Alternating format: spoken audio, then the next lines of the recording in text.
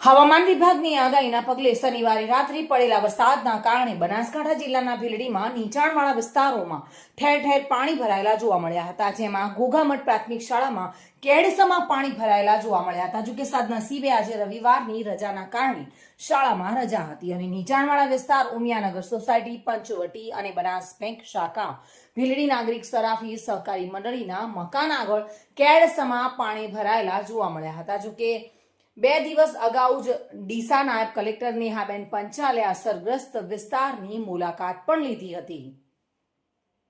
ભીલડી પંથકમાં મુશળધાર વરસાદ વરસતા ભીલડીમાં નીચાણવાળા વિસ્તારોમાં પાણી ભરાયેલા જોવા મળ્યા છે અને ખેતરોમાં પાણી ભરાતા ખેતરો બેટમાં ફેરવાયેલા જોવા મળ્યા છે।